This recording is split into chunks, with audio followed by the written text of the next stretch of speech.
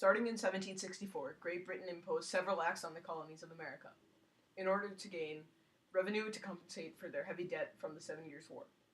Examples of the acts were the Stamp Act, the Townshend Act, Quartering Act, and the Tea Act. These acts were imposed without the consent of the governed, and this, along with other usurpations of the colonists' rights, led the colonists to be infuriated. This led to the famous saying and movement, "No taxation without representation."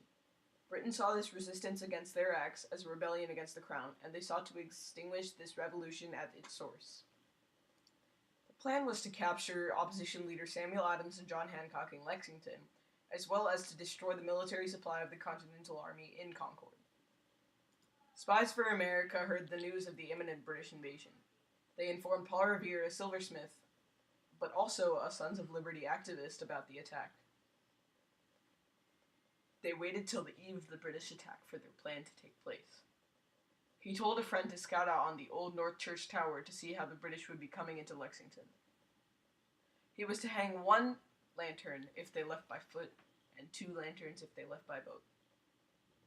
The spy in the Old North Church Tower saw a British vessel leave the port.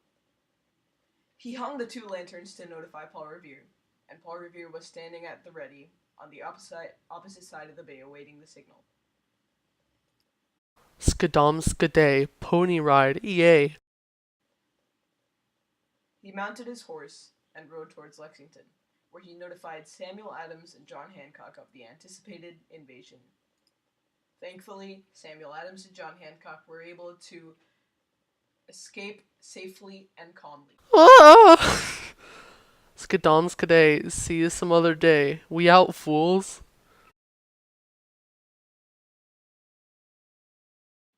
The next morning, Paul Revere rode into Concord to inform the Minutemen that the British were coming and for them to stand at the ready and fight the British if necessary.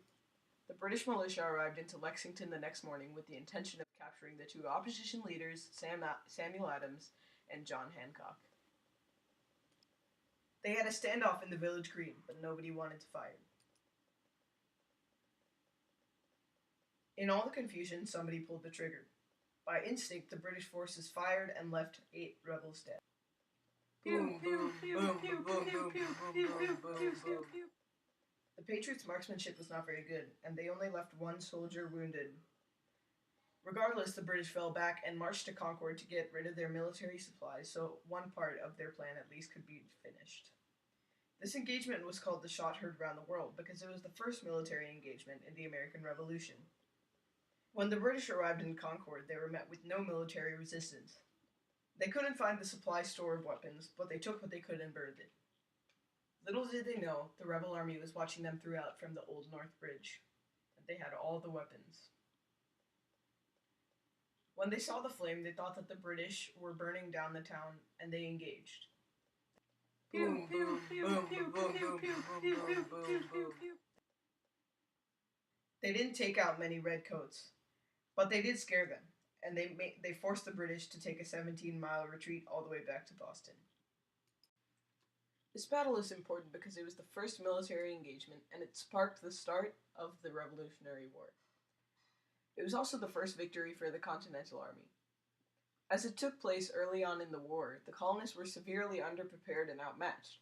Yet through their perseverance, they showed the world that even a ragtag army like the Continental Army could stand up to the British.